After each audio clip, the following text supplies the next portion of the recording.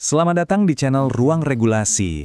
Ini tempat santai buat kita-kita memahami berbagai aturan ASN dan regulasi pemerintah, tapi dengan cara yang ringan dan gampang dicerna. Tujuan kami cuma satu, bikin belajar regulasi jadi asik, bukan malah bikin pusing. Oke, kita langsung aja ya. Bapak Ibu, teman-teman semua, coba deh bayangin. Udah 17 tahun kita mengajar. Murid-murid yang dulu kita ajarin baca tulis, sekarang mungkin udah jadi pejabat, udah sukses.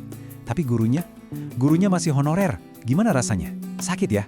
Nah, kisah nyata yang lagi viral ini harus kita suarakan bareng-bareng sampai ke Jakarta. Oke, di bagian pertama ini kita akan lihat lebih dalam potret pengabdian tanpa kepastian ini.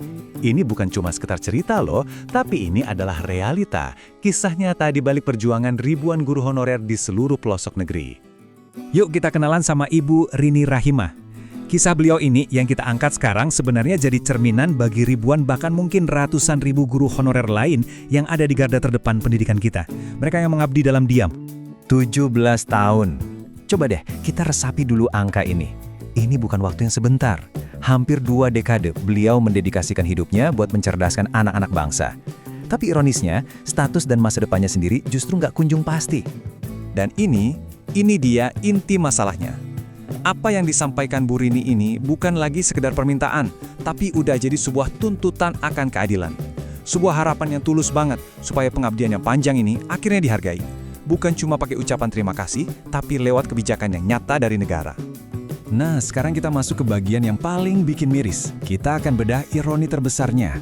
Peran mereka itu krusial banget buat bangun pondasi bangsa, tapi kok ya, nasib mereka justru yang paling terabaikan. Yuk kita lihat kontradiksi yang menyakitkan ini. Coba kita lihat sama-sama perbandingan di layar ini. Di sebelah kiri, itu kontribusi mereka yang nggak ternilai harganya. Membentuk karakter, meletakkan fondasi pendidikan. Terus lihat di kanan, itu realitas pahitnya. Honor yang nggak seberapa dan masa depan yang suram. Jomplang banget kan? Ini jurang yang terlalu dalam antara pengabdian dan penghargaan. Dan ternyata yang ngerasain ini tuh bukan cuma Bu Rini aja. Ibu Nida Aulia, seorang guru PAUD, juga menyuarakan keresahan yang sama persis. Ini tuh bukan semata-mata soal uang, tapi ini soal hak yang paling mendasar, ketenangan batin, supaya bisa terus mendidik tanpa harus was-was mikirin besok gimana. Nah, dari sinilah kita masuk ke jantung persoalannya, kebijakan PPPK. Harusnya kan ini jadi solusi ya, tapi faktanya sistemnya sendiri dibangun di atas fondasi yang rapuh. Ada lubang besar dalam database honorer di BKN yang bikin proses penataannya jadi carut-marut sampai sekarang. Ini pertanyaan kuncinya teman-teman. Dengan pondasi data yang aja udah bermasalah, apakah adil kalau pengabdian belasan bahkan puluhan tahun bisa begitu aja dikalahkan sama hasil tes tulis yang cuma beberapa jam? Keadilan substantifnya di mana? Jadi harapannya jelas banget, kita butuh sistem yang menjadikan masa kerja sebagai pertimbangan utama.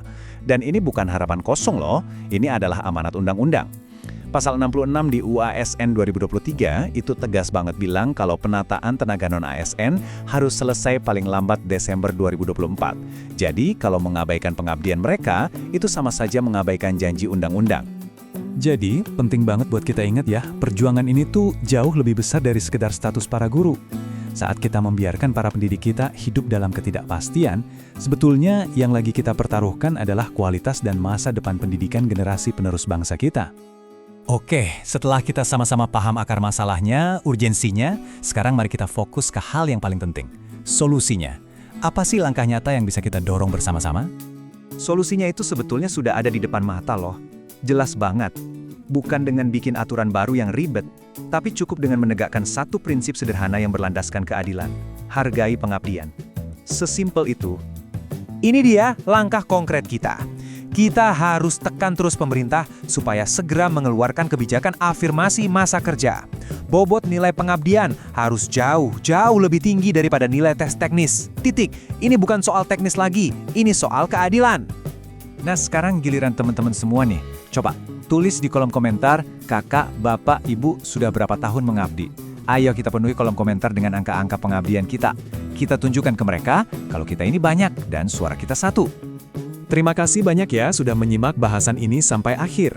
Ingat, setiap komentar, setiap like, dan setiap kali kalian share video ini, itu semua adalah bagian dari suara bersama yang kita gaungkan untuk sebuah perubahan nyata. Dan jangan lupa subscribe ke channel Ruang Regulasi biar nggak ketinggalan bahasan penting lainnya. Bersama-sama kita bikin regulasi jadi lebih mudah dipahami dan kita kawal implementasinya. Sampai jumpa di video berikutnya.